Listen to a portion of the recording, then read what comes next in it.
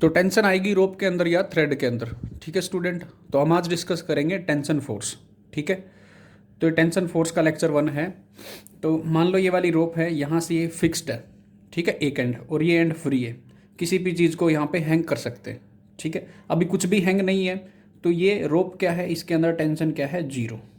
अगर आप इसको फ्रीली ऐसे करोगे तो ये आराम से क्या कर जाएगी, स्विंग कर जाएगी। ठीक है, क्योंकि इसके अंदर कोई टेंशन नहीं है।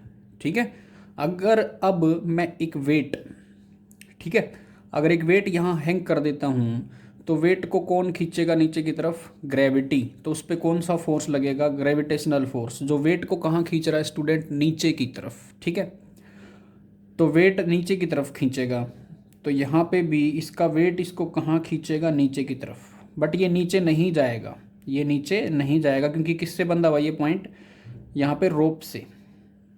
ठीक है, तो ये पॉइंट किसको खींचने की कोशिश करेगा, रोप को। ठीक है, तो स्टूडेंट रोप कहाँ की तरफ खींचेगी, नीचे की तरफ। इसमें टेंशन कितनी आएगी, टी आएगी। रोप कहाँ की तरफ खींचेगी, नीचे की तरफ, क्योंकि ये वेट कहाँ की तरफ जा रहा है, नीचे की तरफ।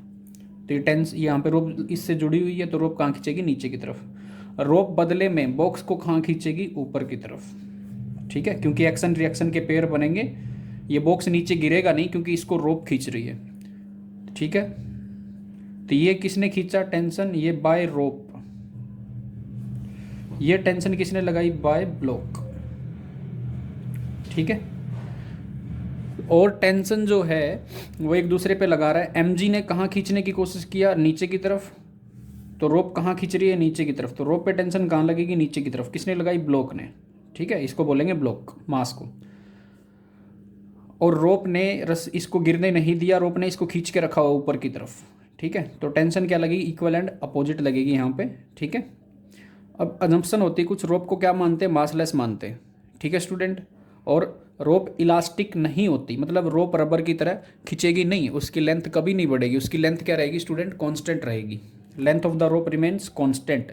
इलास्टिक मतलब रबर की तरह उसकी लेंथ नहीं बढ़ेगी। ठीक है, तो ये अजम्पशन है, मासलेस होगी, इलास्टिक नहीं होगी, लेंथ रोड की क्या रहेगी, कांस्टेंट रहेगी। सॉरी, रोप की लेंथ क्या रहेगी, कांस्टेंट। अब स्टूडेंट हम इसका फ्री बॉडी डायग्राम देखते हैं, किसका, एम मास का। इसका एम जी लग रहा है नीचे, और इसको ब्लॉक ने खींचा कहाँ की तरफ, ऊपर की तरफ, क्योंकि अगर ब्लॉक इसको ऊपर की तरफ नहीं खींचता है तो नीचे गिर जाता। ठीक है, तो अब हम सेकंड लॉ लगाएं। एक्सेलेरेशन क्या है इसका, 0 मीटर पर सेकंड स्क्वायर। और ये ब्लॉक किस पे, रेस्ट पे है। रेस्ट पे है तो मैं मान लेता हूँ एम जी ज़्यादा है, कुछ भी एम जी माइनस टी, यानी कि एफ नेट इक्वल टू क्या आएगा बेटा, मास इंटू एक्सेलरेशन। मैं मान लेता हूँ ये ज़्यादा है, तो मास इंटू एक्सेलेरेशन कितना है, 0, यानी कि m g minus t equal to 0, यानी कि एम जी किसके बराबर आ गया, टी के बराबर आ गया। अगर आप टी को ज़्यादा मान ले तो भी लिख सकते हो, t minus m g equal to mass into acceleration. तो t minus m g, mass कितना है एम, एक्सेलरेशन कितना है 0, तो यहाँ भी टी इक्वल टू क्या आ जाएगा, एम जी आ जाएगा। तो न्यूटन का सेकंड लॉ लगाने से क्या आया, एम जी टी के बराबर आ गया। ठीक है, ये एक दूसरे का एक्शन रिएक्शन पेयर नहीं है, ये सेकंड लॉ से इक्वल आए हैं। एम जी का पेयर एम जी होगा और टेंशन का पेयर टेंशन होगा, ये दोनों आपस में पेयर है। ये टेंशन ऊपर लग रही है, टेंशन नीचे लग रही है, ये एक दूसरे का पेयर है। एम जी का पेयर ये नहीं है। ठीक है, ये इसके बराबर आया बाई सेकंड लॉ। ठीक है स्टूडेंट, अब मैं अगर मास कितना मान लूँ, लेट मास कितना है 10 kg, तो टेंशन कितनी आ जाएगी, वो ग्रेविटी को 10 ले लो, तो टेंशन कितनी आ गई यहाँ पे 10 इंटू 10, यानी कि tension equal to m g, mass into gravity, तो 100 न्यूटन आ जाएगी। ठीक है स्टूडेंट, अब हम और क्वेश्चन करके देखते हैं इसमें कि किस तरीके के क्वेश्चंस होते हैं। ठीक है, अब हम आगे डिस्कस करते हैं इसके ऊपर। मान लो मैंने यहाँ पे 2 बॉक्स लगा दिए, ये 20 kg और ये 10 kg। अलग अलग रोप के अंदर टेंशन हमेशा अलग अलग रहती है, ये बात हमेशा याद रखनी है। ठीक है, तो ये रोप 1 है, ये रोप 2 है। ठीक है, अलग अलग रोप में टेंशन अलग अलग रहेगी, ये बात हमेशा याद रखनी है। ठीक है, अगर अब हम देखें यहाँ पे, find tension in each block in each rope, हर एक रोप के अंदर क्या निकालनी है, टेंशन निकालनी है। तो स्टूडेंट एक सिंपल सी चीज़ मैं बता दूं आपको, तो हम इसको शुरू करेंगे यहाँ से नीचे से, ठीक है। उसका रीज़न क्या है, देखो ये वाली रोप यहाँ पे बंधी हुई है, ठीक है। तो ये वाली रोप यहाँ पे बंधी हुई है। अगर मैं आपको देखो समझाता हूँ एक बार के लिए, मान लो नीचे मैंने अभी ब्लॉक नहीं लगाया 20 kg, तो इस रोप में कोई टेंशन नहीं है। ये जो रोप 2 है इसके अंदर कोई टेंशन नहीं अगर मैं ये वाला ब्लॉक नहीं लगाऊंगा, क्योंकि ये खींचेगी नहीं है ब्लॉक, और ये खींचेगी नहीं तो, ठीक है। ये रोप अगर खींचेगी नहीं तो इसके अंदर टेंशन नहीं आएगी, क्योंकि इसको कौन खींच सकता है, जो इसके नीचे वेट होगा। ऊपर वाला वेट इसको थोड़ी खींच सकता है, ठीक है ना, क्योंकि ये तो यहाँ पे बंधी हुई है, खींचेगी कहाँ, नीचे वाले वेट की वजह से। तो हम नीचे से स्टार्ट करते हैं। रोप 2, ये रोप 2 है, ठीक है। रोप 2 के साथ ये वेट बंधा हुआ है, कितना, 20 kg। तो 20 kg बंधा हुआ है, तो हम इसका फ्री बॉडी डायग्राम बनाएंगे किसका, 20 kg का। तो ये रोप कहाँ खींचेगी इसको, ऊपर की तरफ, और इसका वेट कहाँ लगेगा, नीचे की तरफ।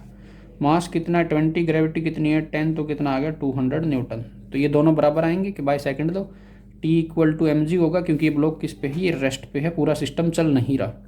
तो टेंशन कितने आ जाएगी यहाँ पे स्टूडेंट, 200 न्यूटन। ये टेंशन कौन सी, इसको T1 मान लो, क्योंकि ये किस में आई है, ये रोप 2 में आई है, तो T2 मान लो आप इसको, ठीक है। तो रोप 2 में टेंशन कितनी आ गई, T2। अब बात करते हैं ऊपर वाले ब्लॉक की। ऊपर वाले ब्लॉक को देखो एक बार, ऊपर वाली रोप को, ये टेंशन T2 इसने ऊपर लगाई, इस पे कहाँ लगेगी, नीचे की तरफ।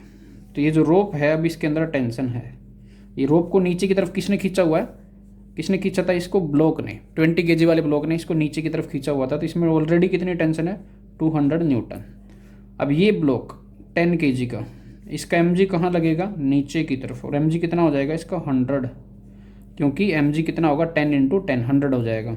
ये ब्लॉक नीचे की तरफ जाना चाहता है, क्योंकि इसका mg नीचे की तरफ लग रहा है। तो ये रोप में टेंशन कहाँ लगेगी, ऊपर की तरफ, ठीक है। रोप इसको कहाँ खींचेगी, ऊपर की तरफ।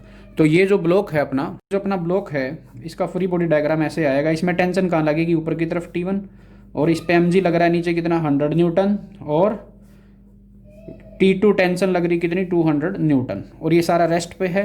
तो अपवर्ड फोर्स किसके बराबर हो जाएंगे, डाउनवर्ड फोर्स के। तो हम इसको क्या कर लेंगे, यहाँ से बैलेंस कर लेंगे। तो ये कितना है स्टूडेंट, 100, और ये कितना है, 200।